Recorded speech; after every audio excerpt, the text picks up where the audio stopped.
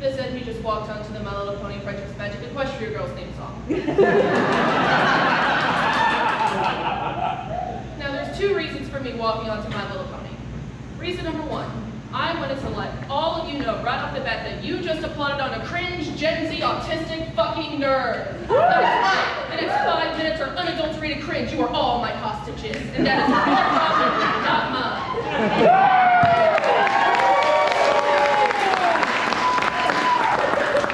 Something we need to get out of the way are my facial tics. They may or may not pop up during the show. They look like this.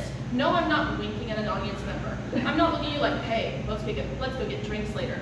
No, I'm looking at you like, my brain's making me think of baby homicide, and I wish you would stop.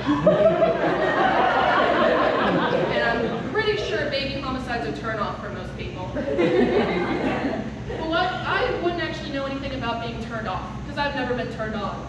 See, I am asexual. Asexual, you might have heard bisexual, homosexual, it's a sexuality. Asexual can mean different things to different people, but for me personally, it means that I do not experience a sex drive or sexual arousal.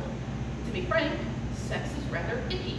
This may be hard for some of you to fathom, just like it's hard for me to fathom letting someone stick their body parts inside of me and excrete fluid into my organs.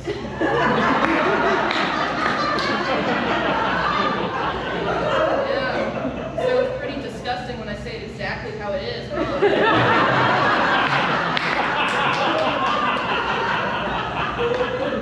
My asexuality has set me on a quest. I am on a quest.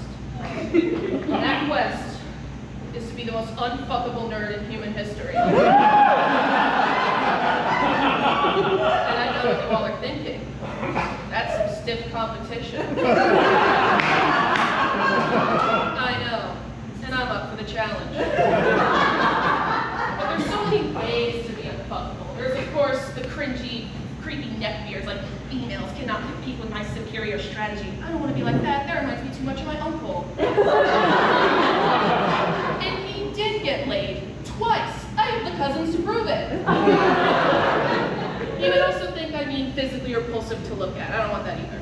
No, what I want is for people to look at me and say, wow, they're so nice and helpful and sweet. They're like a big sibling to me, and the very idea of them naked makes me want to vomit. That's the goal.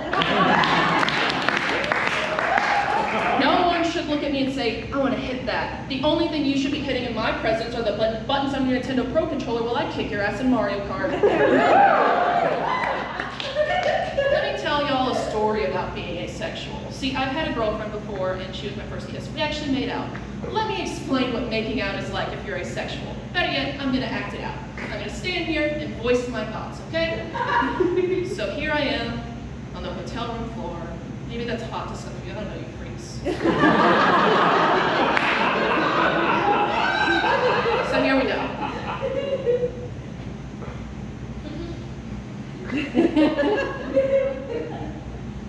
This is taking a while. I hope I'm doing this right. What do I know that can help me figure out what to do in this situation? Well, in the copious amount of fan fiction I've read over the years, in fan fiction it's often said as exploring each other's mouths.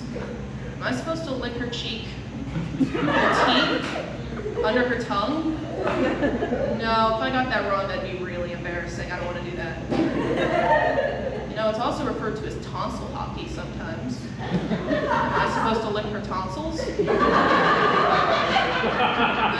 that seems like it might trigger a gag reflex, and I think that'd be a bad thing. You know what else in fan fiction? It's often said that they make out to their breathless. Why would I be breathless? I'm just breathing through my nose. At this point, I'm just looking around the room because no one told me you're supposed to close your eyes. I was staring at her forehead until I thought the corners of the room were more interesting.